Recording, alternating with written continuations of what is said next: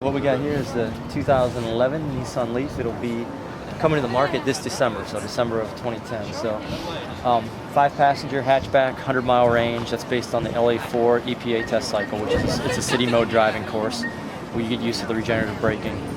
The batteries pack sits underneath the seat, so it starts underneath the front seat here. You see the little bump there. It goes to the back. It's 24 kilowatt-hour battery pack. It has 4 cells per module. 48 modules per pack in a vehicle, and has all the safety features and amenities you'd expect in an electric car. So it's got the airbags, got the heated seats, heated steering wheel.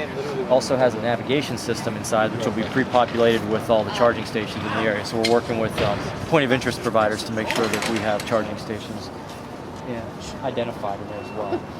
So LED headlights, LED tail lights. And you see there's no gas tank, so you have a lot of different options you can do with packaging. So there's a nice deep trunk. The seats fold forward. Really lowers the center of gravity. No tailpipe on the back, of course. Low rolling resistance tires on the vehicle. The modules underneath there for the battery pack are sitting this way. So you have sort of stadium seating in the back, but still plenty of legroom, plenty of headroom in the vehicle as well. Gear shifter is drive-by-wire, so you have reverse, neutral, drive. Park, to put it in park, you push the button on the top. This here is your parking brake. It's electronic parking brake, so there's no cable. You just pull up on it. One of the nice features of the intelligent transportation or the navigation system is it's connected via cell phone signal to a global data center, so you can control some of the function of your car through any web-enabled phone. So any internet or mobile phone, you'll be able to go in and preheat, pre-cool the car. So while you're connected to grid power, you can extend your range of your car by having if you leave work every day at 6:45, you just heat the car up using grid power, and then you go. Same with cooling. You can check your state of charge through your web phone, any web-enabled phone as well. Or you can also do set charging. Like if you want to charge every night, use off-peak power. Set it at 11 p.m. to start charging. It'll stop charging. It's about an 8-hour charge with 220. So if you're not plugged in and you have it set to charge, it can send you a text message and say, "Hey, plug me in." So how many amps do you usually draw on 220? It would be either 30 or 15 amps. LED headlights. Up front is I said the batteries under the seat. So up front you have your inverter, AC synchronous motor, and then there's a gear reduction that goes to the front, so it's a front-wheel drive vehicle as well. And here you have your standard, this is your J1772 charging connector. So this is finally it's been adopted by SAE, so all manufacturers will use the same port. You can charge this vehicle at any 3 levels. You can charge it at level 1, level 2, or level 3. Level 1 being 110 volts. It'll come with a cord set with the vehicle. One end will plug in here, the other end will plug into a standard household outlet. Because the battery pack is 24 kilowatt hours, it's at 110. It would be more like a 14 to 16 hour charge. It's a long charge at 110. What we recommend is 220. So available with the vehicle is a home charging unit that we've partnered with a company called AeroVironment to supply the unit. They'll also run a contractor network nationwide of electricians who will do an assessment of your house, give you a quote, and install the unit in your house as well. So the wall box would also have a 72 connector on it as well.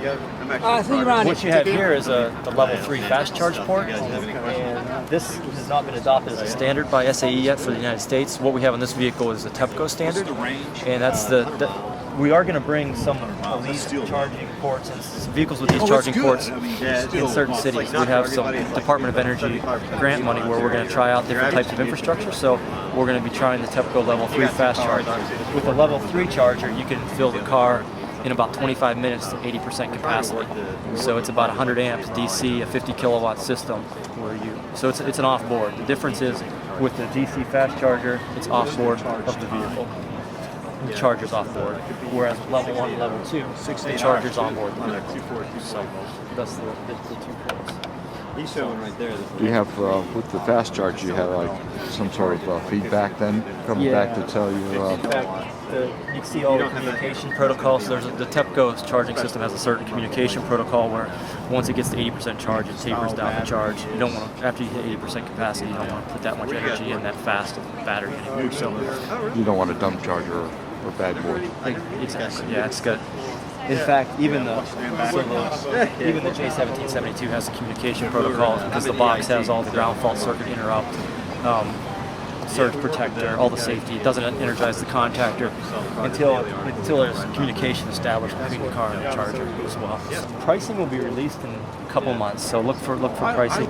Normally with car companies, we don't announce pricing until right before we go to production. But this vehicle, we're gonna announce pricing earlier, so look for probably springtime potentially for pricing. So it hasn't been determined exactly when yet, but it's gonna be it's not gonna be toward the end of the year. It'll be sooner than that. We do have a website, NissanUSA.com. You click on Leaf, you can sign up as a hand raiser, which means you're interested in the vehicle. I think we have about 38,000 hand raisers so far. And then after pricing is released, you can change it into it'll then prompt you if you want to place an order or put a deposit down. So ultimately, the transactions will be taking place through all your local dealers. All Nissan dealers will be getting certified and trained to sell the Nissan as well. But our intent is to make it a mass market affordable car. We're serious about mass market. We're going to eventually produce them in Smyrna, Tennessee. So the first 2 model years will come out of Japan. We got we just closed yesterday. We're in Washington, D.C. We closed on a $1.4 billion loan from the Department of Energy, and we're going to produce the batteries and the vehicles at our existing plant in Tennessee.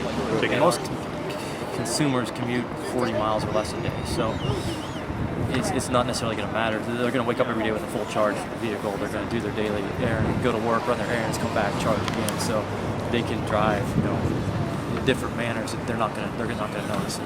It's the person who's trying to stretch the out-and-out of the car who's going to notice it. And the more information we can provide to consumers about how range at different speeds under different operating temperatures will be useful. So that's our intent, is to provide that. From an operating cost standpoint, you're looking at 2.5 cents per mile versus 12 to 14 cents a mile. 0 emissions. It's a real car, 100-mile range. No need to go to a gas station anymore.